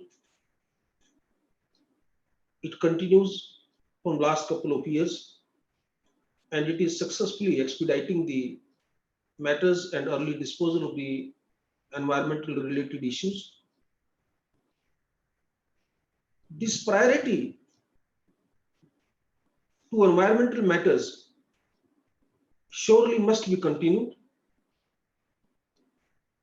but I would caveat this by saying that roster allocation and listing is a very delicate exercise requiring very careful balancing. If environmental matters are very important, being sensitive to the society, there are too many other categories of cases also, which sometimes are taken equally important. Those may be matrimonial disputes, bail matters, referable to Article 21, injunction demolition matters, or even constitutional challenges. All these matters need to be considered expeditiously, and one category of cases cannot be segregated to give priority over other important matters alone. Instead, a long-term plan we need to work out towards reducing pendency and rationalizing the size of our docket by adopting technology and innovative procedures. Thank you. Thank you, sir. Thank you, sir. Thank you, Honorable Justice Surya Kant. I have a question, Nidhesh Gupta. You talked about one of the examples which you gave was, is there an echo? If I'm not audible, please let me know. Slight echo, but yeah, speak a little louder. Yeah. Okay. Nidhesh, you'll have to mute it as he's asking. All right. That's why it's echoing. I just unmuted. I thought he was. Yeah, thank you very much. So you give an example. I mean, your entire theme, people, planet, and profit, and I'm just contextualizing my question there. And you give an example of how highways have been built in between the forest. And I'll give you another example. If you can see the photograph behind me on the screen, this photograph is from Panna Tiger Reserve, and this is Cane River. And there is a large stock. I'm sure you are aware of, given your entire experience in EIA. The Cane Betwa River Interlinking Project is something which has been questioned a lot, and government is pushing through it, which would mean that there is a theory that this is going to completely overhaul the demand for water in both states, MP and Uttar Pradesh, and farmers of these states have a right that they get irrigation water and they get water as they need, and therefore this interlinking is required. And if this interlinking happens, the entire Panna Tiger Reserve gets completely obliterated, and we understand what that impact would be, right? This is like deforestation of so many hectares of plants, including the wildlife therein. So that brings to my question that India has a right, and India's people have a right to march economically. And like I said at the very beginning, the next 15 years is very crucial for us. if we believe some of the economic thinkers, the next 15 years is the time when we can utilize our demographic dividend. Otherwise, our own demography is going to become a burden. So we have this tremendous pressure to march economically forward. At the same time, we can only do as much as we can do, because we can't really push environment to a situation where we completely collapse ourselves. How, sir, do you think that we can bring this balance between right to economic growth, right to better life, and also sustainable economic growth and sustainable advancement towards our economic growth? That's about protection of environment. How do you balance it? See, there are various facets to this, I would say. One, you need this deterrent against what the Honorable Judge spoke of as well. We need a very strong deterrent which will prevent corporates, which will prevent the government from taking steps which are prohibited to protect the environment. It has to be a strong deterrent.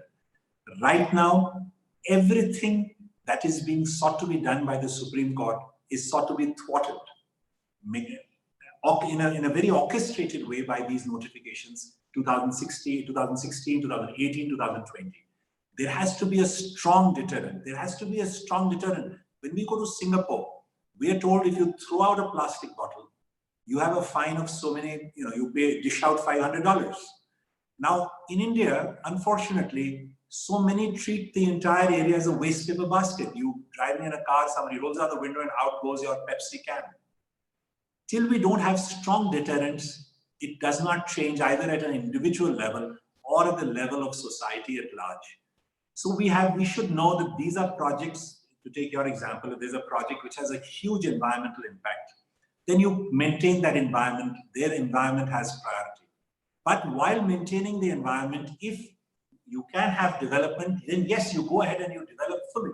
So project to project, which is where I would actually suggest what is called the National Regulatory Authority, which the Supreme Court in Lafarge recommended in 2011.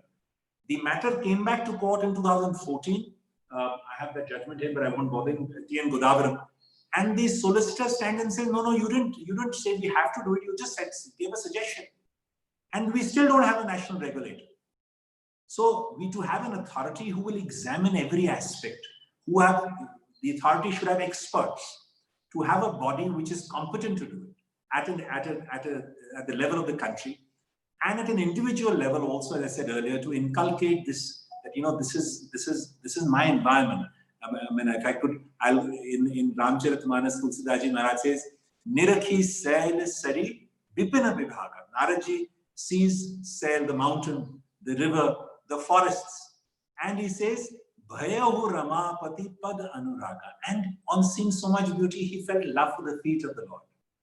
When we realize this is all our beauty, how can we throw plastic in these mountains? How can I cut this tree? Till we don't inculcate that in individuals, we won't see a change. Until we don't have deterrents, people will not make a change in their lives. So yes, you have a regulator who sees large projects, who examines that. You have deterrents put in place so people don't do things which they don't do when they travel abroad. When Indians go abroad, they don't do most of the things which they do in India because there is no deterrent. So that would be my suggestion on that. Extremely valid points. So thank you once again. Sharanya, would you like to go with the next question? Sure. So, the other side of this, the same discussion is we wanted to know now to Justice Surya Kant. My question is addressed to Justice Surya Kant, that having said this, and India in the Asian subcontinent is playing such a huge role. Now, there are certain treaties that we have already committed to, which mandate sustainable development and mandate extremely, strict conditions that we have to follow. At the same time, we have, as Partha also said, we have the next 15 years only. Really, it's a time-bound kind of action economically that we have to take. Now, what role, sir, do you think India can play in the Asian bloc? Not just as a participant, but I think it's time for us to become a leader in the Asian bloc. question you have asked. Well, India has been at the forefront of the environmental movement for long now. And we must acknowledge that India has spearheaded the cause of the developing world. Not only we are signatories to numerous environmental conventions, but we have even championed many efforts like the Solar Alliance. Our environmental jurisprudence and our successes in reversing deforestation are already sources of inspiration. That's very encouraging that India has increased the forest cover. And I may also give the example of Tanzanian High Court in Wildlife Society of Southern Africa versus Ministry of Environment, where they relied upon India's experience of environmental PILs to resolve their national challenges. Our challenges of limited resources and overpopulation are shared by many countries in the global south. And given India's size, everyone is already waiting to see how we tackle them. This is what I would like to say. Thank you. Thank you. Thank you so much, sir. I think we have time for one question, and then we'll hand it over to Mr. Siddharth. Partha, would you like to take that, ask the question? So given I have very limited time, thank you once again, this is Surya Kant. Given I have limited time, I will try and weave in a couple of questions for you, Sir, Mr. Nidhesh Gupta. You know, what we have seen over the period, as Justice Surya Kant also mentioned in his opening speech, our environmental jurisprudence in the last 70 years has developed a lot. We are at a position where we have adopted most of the key and crucial international legal principles in our own constitutional doctrine, even if expressly the statutes may not provide for that. So constitutionally and jurisprudentially, we have developed a lot. As you also rightly pointed out, that despite that kind of legal development, the executive, the private citizens, they have not been non-compliant. And one of the reasons of non-compliant, you said, was we don't have deterrents. Now, I'm just linking that question. We don't have deterrents perhaps for a number of reasons. And one reason perhaps to me appears is that lack of an effective compensatory mechanism. So Bhopal gas case is one, what I would say, the prototype, the typical case where with such kind of devastation, if it would have happened in any other country, the kind of remedies which would have been given, that would have been historical in itself, but that didn't happen in India. But that was many, many years back. Today's India is very different. Now, despite that, if we just look at what has happened in last couple of months, we heard about Vizag, gas leak. We heard about what kind of oil spill happened in Assam. We are seeing on daily basis, on every year basis, you will have floods, and you will have same kinds of tweets, same kinds of responses by the government, but no real change because there is no compensatory mechanism. And one of the tools for compensatory mechanism is a very effective tort law. My question to you is, sir, that is it time now that we strengthen our tort law through private class actions and also through the support of the judiciary, because both of them would be required here.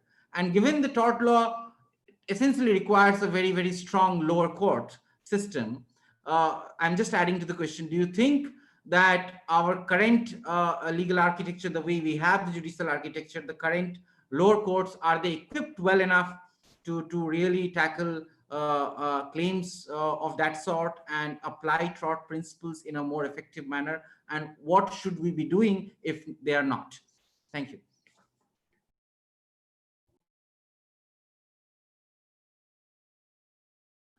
I think this question is to Sir. I think Sir is on mute. Yeah. Yeah, Sir is on mute.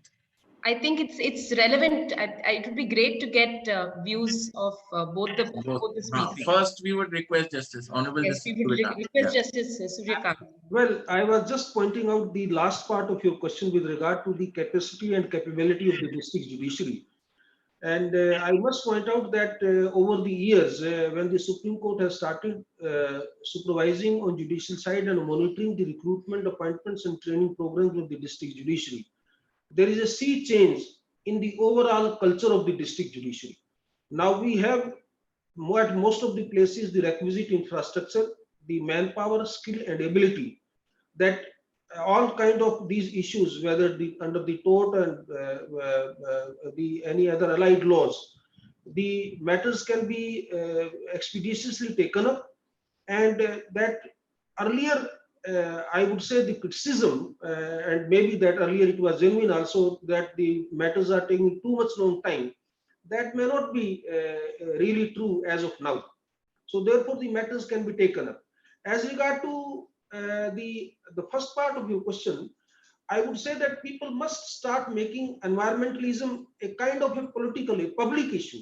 They must seek accountability from, as I said, from all stakeholders. And those stakeholders will include the public representatives, the administrative authorities, the experts, the other agencies, the implementing agencies. It must be like that.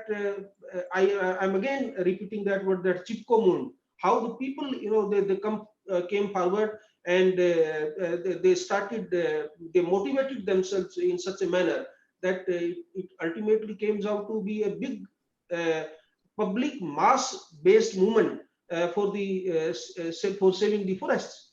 So the laws may not be necessary. We have an adequate legal regime available, but the only problem is the implementation. And we have to therefore change the attitude and ensure that the laws are timely implemented. Thank you, Justice Surya Kant. I think I can't agree more with you. Absolutely reassuring to hear that our courts are well equipped, and completely agree with your thought that we have to make it a mass public movement, then only it will be taken seriously. May I now request Mr. Nidhesh Gupta to make views on the original question? I mean, as the Honorable Judge has said, I echo those views. I completely agree with that. I had occasion to do a matter in the Saket court, online through virtual hearing just earlier this week, and they have WebEx. They were operating on WebEx, and they have all the infrastructure. I would say that's better than some of the high courts. The infrastructure there, and if you see the kind of work being done by some of the judges there, the amount of pressure of work and yet the amount of disposal. Sometimes I remember my father told me when he would go on inspection, and he found that there was one judge at the same time, evidence is going on, and he's doing 3 cases at the same time. That is the kind of pressure they've worked with. And I have no doubt at all that our judiciary at the district level is completely competent to handle any kind of proceeding. There is no doubt at all on that. And as the Honorable Judge has said, it's only a matter of time where people realize the importance of environment, and that shift happens within us. And when that happens, the effect of that will be felt all around. Thank you all. Thank you for such a wonderful time. Thank you so much. Thank you, Honorable Justice Surya Kant and Mr. Nidhesh Gupta, for a wonderful session today. I'm going to ask Mr. Surya Gupta to conclude the session with a small vote. Yeah. So proceeding to the vote of thanks, I would like to quote, because the session was enamored by phrases from Sanskrit, Ramcharitmanas and all. Sanskrit is a language which has been very close to my heart since my childhood, and I would like to start my vote of thanks with a verse from Matsya Puran, chapter 154, verse number 512. It says, Dash Kup Samavapi, Dash Vapi Samorida, Dash Kup Samavapi, Dash Vapi Samorida, Dash Rida Sama Putro, Dash Putra Samodruma. It means a pond equals 10 wells, a reservoir equals 10 ponds, a son, Putra, a son equals 10 reservoirs, and a tree equals 10 sons. That's the importance environment trees have been given in our Vedic scriptures and all these documents which date back to millions of years, when science was not developed, when all these physics, chemistry, biology was not there. Our Saptarishi, our ancestors had imagined all these things, that this is the importance of trees and environment. So, sir, with this, on behalf of the foundation, our foundation colleague members, students, the words and the discourse we had today, particularly delivered by Honorable Justice Surya Kant and Mr. Nidhesh Gupta, our patron, indeed knowledgeable and interesting to the hilt. I'm sure our attendees were enthralled by these keen inputs and observations around the topic centering around environment in the economy. Sir, most of our participants for this session are undergraduate students, and they would have surely benefited from the inputs they must have got, the views of both the keynote speaker and the co-panelist. I'm sincerely grateful to both of you for giving your valuable time and for having consented for this online session.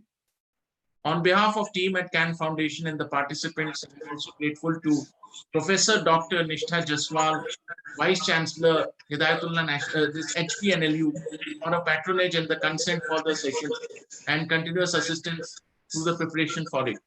I would also like to thank Sharanya Parth for beautifully moderating this entire session. This couldn't have been possible without your zealous efforts. Thanks to one and all. So would you like to say anything before we close the meeting, sir? Thank you, Mr. Siddharth, and thank you for calling us on this webinar. And well, we are so happy to see that the Can Foundation is doing so much, and particularly the project which you talked about in the name of Eklavya. That is something remarkable, and I must congratulate you for this kind of initiative.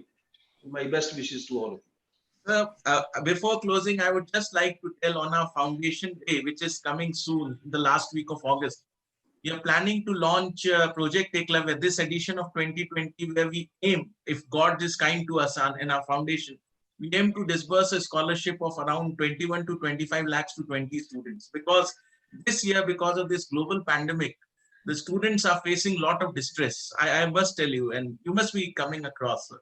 Anyway, sir, thanks a lot. Sir. Thanks a lot. Thank you very much. Thank you. Thank you so much. Thank you, Mr. Thank you, Nilesh. Thank you, sir. Thank you, sir. So wonderful to share Thank this with you. Sharanya. Thank you so much. Thank you, everybody. Thank you so much. Thank you, everybody.